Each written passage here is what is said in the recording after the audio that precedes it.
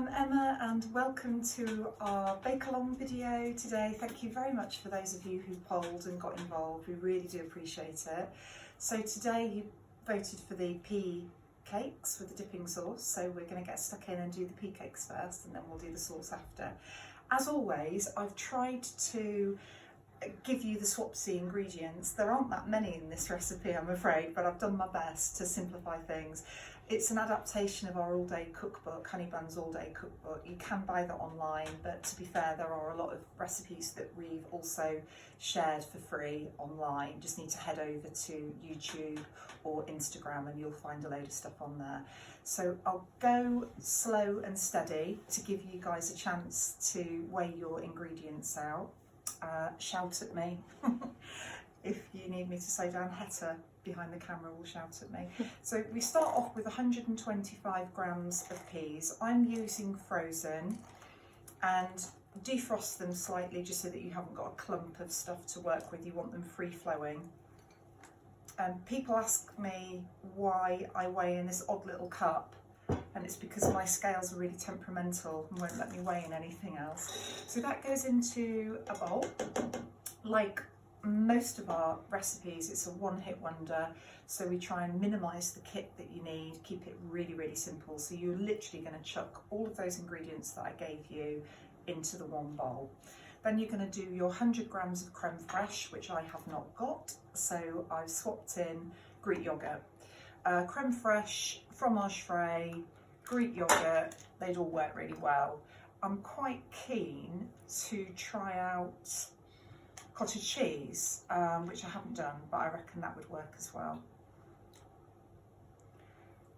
Okay, so, and these are amazing. We've been eating them this morning because I had a trial run and they are super delicious. Okay, what am I doing? That is 100 grams, right. So pop that in there.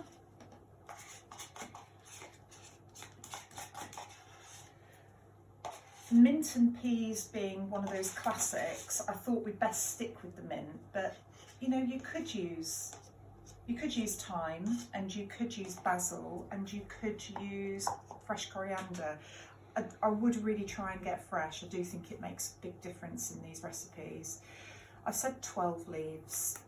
I don't know, a little spriglet like that. I've picked that from the garden. Hopefully you might have a chance to grow some of your own.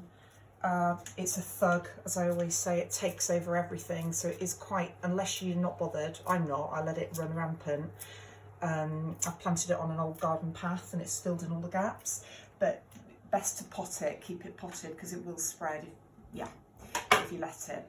So then 100 grams, I've treated a wee bit, I've melted mine and I've allowed it to cool. So I will slow up just in case you haven't. So that's melted bog standard butter. I've used unsalted because you can control the salt level more that way. Okay, and you can use oil. You can use rapeseed oil, corn oil, sunflower oil, refined coconut oil so you don't get the coconut flavour through. You could use a light olive oil in this one, that would work really nicely as well. 150 ml of milk. Again, you could use, so that would give you obviously a dairy-free option if you use the oil. You could use a plant-based milk as well, but I'm going dairy today. I can't do the vegan option today because I'm going to be using 2 eggs, but aquafaba, you could look at that, or there's a whole, load of different egg alternative substitutes online now that you could Google, or direct message me on Instagram, and I'd be really happy to try out a vegan recipe for you and let you know how it goes. 100 grams of cheddar, so you could here use vegan alternative to cheddar. This one's a vegetarian one, so we use Pilgrim's Choice, which has got a vegetarian rennet in it, and if you're cooking for vegetarians, it is a good idea to, well, essential to check out that it is safely vegetarian for them. Okay, so 100 grams of that. I've gone for an extra mature. Again, with the swapsies, use any old bits of, which we've always got, we've got several in our family fridge, like, yeah, old bits of cheese, hard cheese. As long as it's grateable and you like the flavour of it, then use it. Right, I'll just make sure I've got all of that out. and this is, oh, it's just gorgeous. Really, it gives a really gooey, molten, cheesy centre. Almost like a kind of like a souffle-y. It's delicious, really, really yummy. Then we're going to go for 160 grams of gluten-free flour. The holy grail for us, you'll know by now if you've watched any of these videos, we really, really like holy trinity of sorghum flour. We really like polenta. With sweet recipes, we would then blend that with almond flour or ground almonds. If it's savoury, we tend to go for flax, and we use those 3 flours in equal proportion. I realise that that's quite an investment of time and cash, and it's a bit of a faff. So re-fallen in love with the Dove's gluten-free plain flour that we're using today, and the results are great. It's just that I'm a bit geeky about wanting to play around with nutritional profiles on. So for example, if you're using flax, you know you're going to get loads of omega-3. We do that in our bakery here. We tend to make our own flour blends, so that's the history behind it. I've tried for this recipe to keep things super simple. So you can use the blend that I mentioned already, sorghum, polenta or flax. You could use ground seeds in your flour mix, as long as you get it up to 160 grams total. So today I'm using 160 grams just of the Dove's plain gluten-free flour.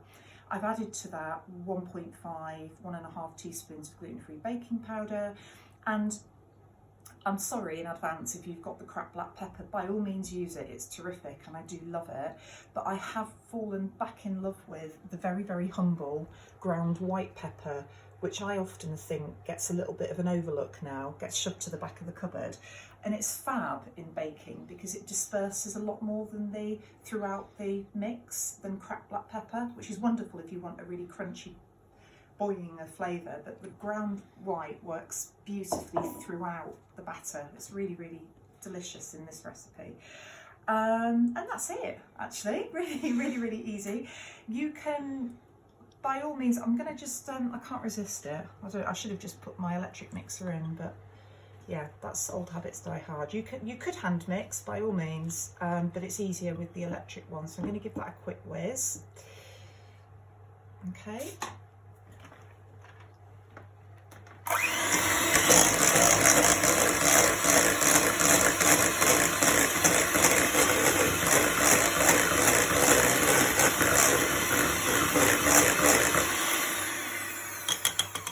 Always a good tip just to scrape. Seasoned bakers, you'll know to do this anyway, but just to make sure you've got everything from around the sides amalgamated, and give the bottom a really good stir as well. Make sure you've got everything in. If I was being a pedant, I would suggest that maybe you put the peas in afterwards and stir them in, but it doesn't actually make much odds. They don't smash up too badly.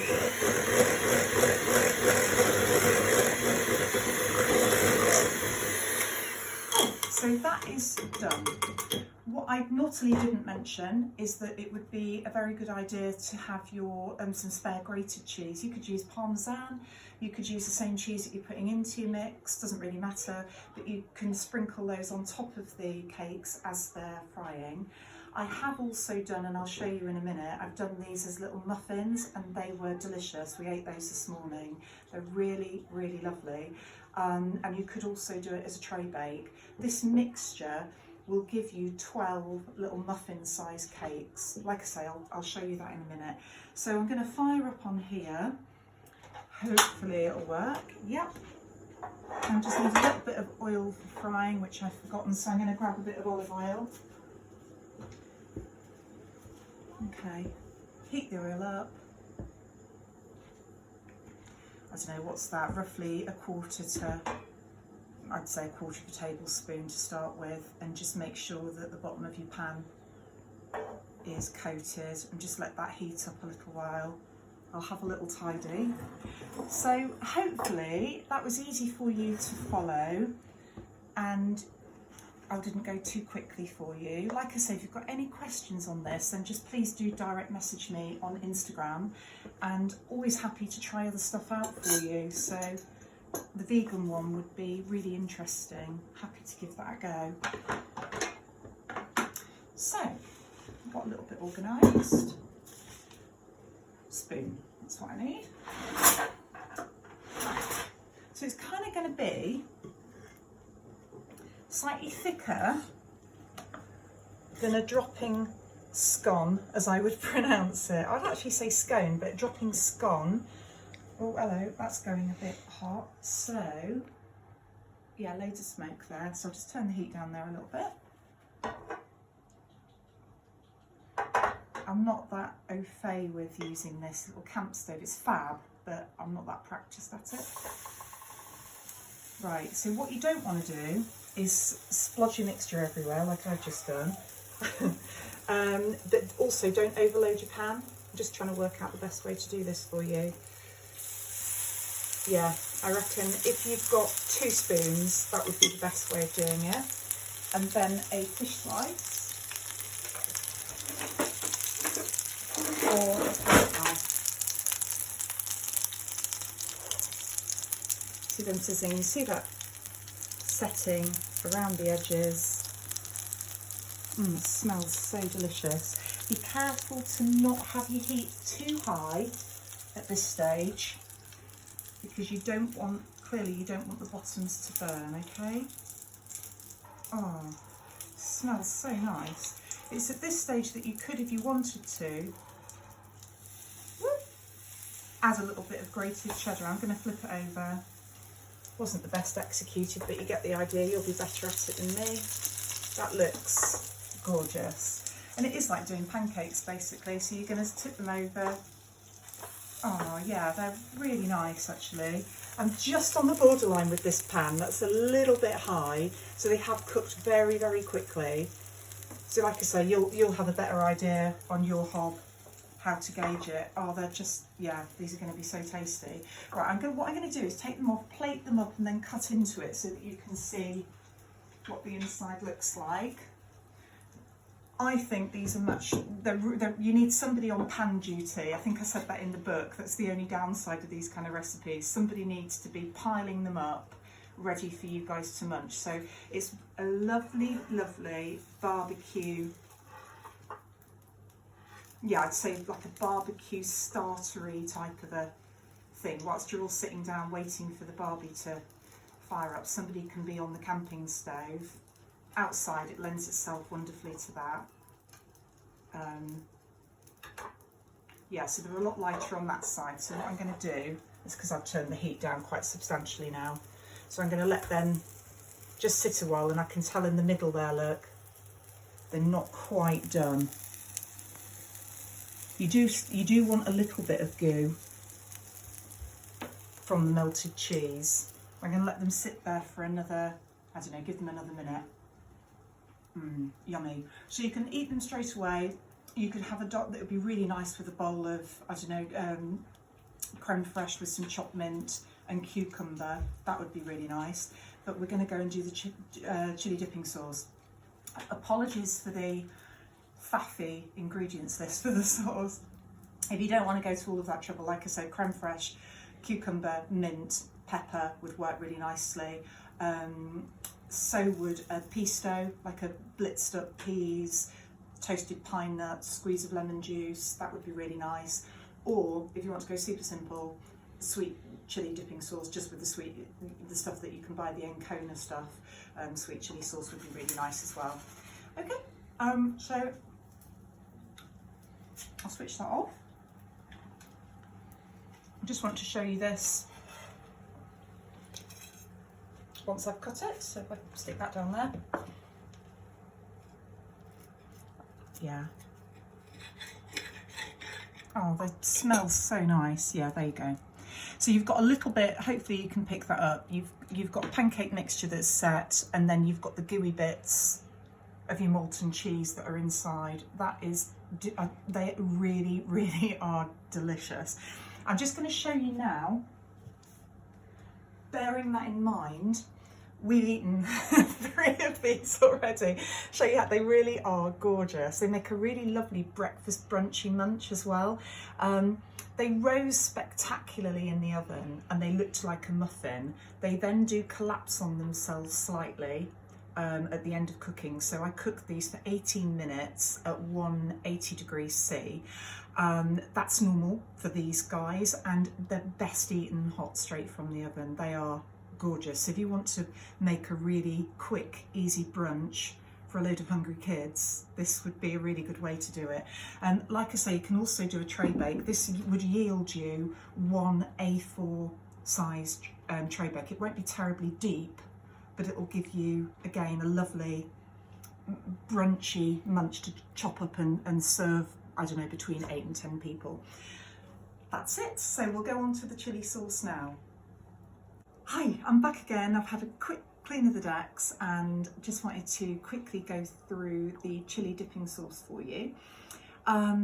Sorry about the faffy list of ingredients. Like I said earlier, you can just have a dollopy bowl of gorgeous stuff, creme fraiche, Greek yogurt, whatever takes your fancy really, with chopped up cucumber like I've done here, as fine as you can, with some gorgeous handfuls of mint leaves, which will then pick up with the mint that you've got in the pea cakes. You could keep that cool as a dip, or you could add heat and put the chilli in like we're doing today with the dipping sauce.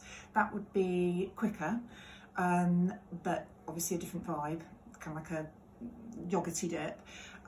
Or what we're essentially doing here is replicating this, which is the Ancona Thai sweet chili sauce, which you can get in all supermarkets now. But we're adding special bits in, like the cucumber, like the fresh coriander. So what you could do is you could completely bypass what I'm going to show you now and use this, squirt a load of this into a dipping bowl, like so, and then you simply add what you fancy. So chopped cucumber works really well, as does the fresh chilli if you want extra heat. So that's an option if you don't want to go through the fandango. If you do want to join me on making this, then welcome and thank you for joining me. I have had a friend do this because she's much more adept at fine chopping than I am, but this is a fine chopped cucumber. I did say 1/4 of a cucumber. That actually looks like quite a lot, to be fair, depending on the size of your cucumber, obviously. So to give you an idea, you could get away with that amount. Okay, so if you buy your cucumber, I'd recommend buying half a cucumber, chopping that in half and using that portion, if that makes sense. If you're lucky enough to have whole fresh ones, then yeah, just use a small portion to yield that much. And then we're going to finely chop 1 clove of garlic. Feel free to add more if you prefer it super garlicky, that's fine.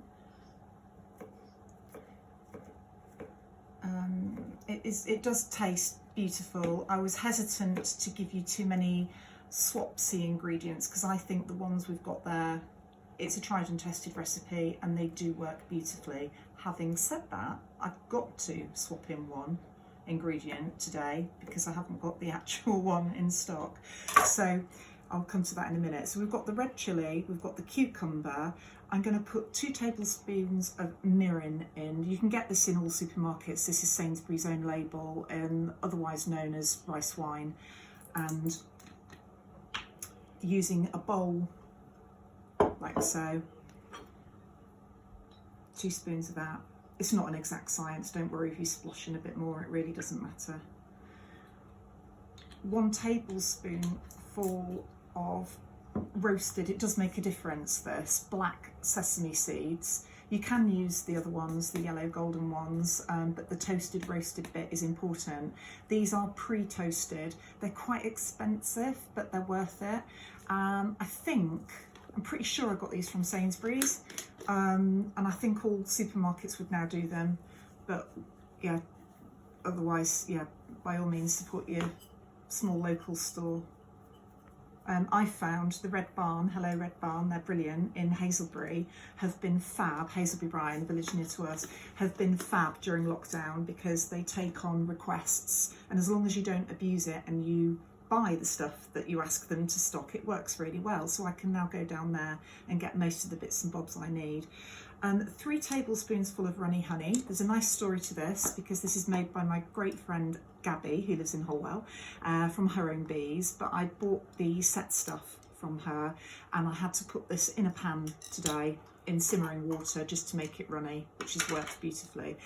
If you prefer not to use honey, so if you're cooking for a vegan, for example, you can use agave nectar, you can use maple syrup. What else could you use? I'd say those two actually would be my sweeteners of choice, but we love honey.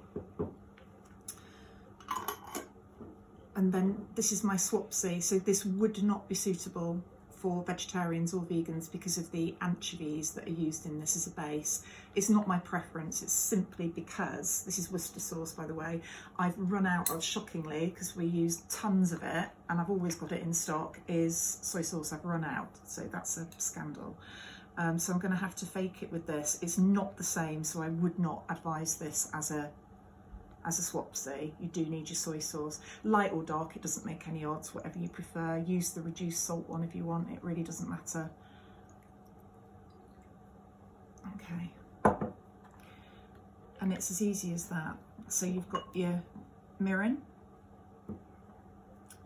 you've got your, pretend that's soy sauce, your sweetener, and then you're going to slide in your veg, as it were, so your chilli, cucumber and the chopped garlic.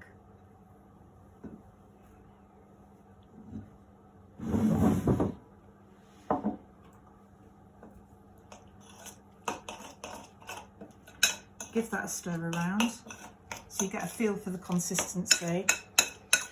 The beauty of this is it tastes absolutely gorgeous as it is, but you can allow the flavours to soak in as well. So you can pop it in the fridge, leave it for a couple of hours, it'll all marinate and the cucumber will absorb the flavour. You then need to snip in, I can't remember what I said on the, don't even know if I included this actually, the fresh coriander. Might not have done. This is optional, but you can shred in some fresh coriander and or mint. So the logic being that you would have the mint anyway for your pea cakes, so you can stick your fresh mint into the sauce. Honestly, can't remember what I'd said on the ingredients. Don't panic if you haven't got it. You don't need it actually. It's just as yummy with the chilli and the cucumber and the garlic. But if you want to, you can punk it up with some fresh herbage. And then for consistency, this stuff we use by the gallon, toasted sesame oil, absolutely delicious. And you can slug in some of that just to loosen up the mixture and get the consistency that you want. So you've now seen the pea cakes, you can get an idea of the consistency that you'll need to just have that in a dipping bowl. And what I would do is decant for each person. I'll just go and get one to show you because they're really sweet. These little dipping bowls, they're from .com gift shop. They're really cheap, can't remember how much they are, like 90p, something like that. And then put your, we've got loads of them, put one of those in per person. So you put make sure you've got the veg and the saucy bit, the ingredients per person. And then the idea is that you could give them a little stack of the pea cakes and munch on that whilst you wait for your barbecue to fire up. I hope that's been of help. If you've got any suggestions, we are learning all the time. Our sole aim is to give you high quality, helpful content and to cheer you up. Okay, see you next time. Thank you. Bye.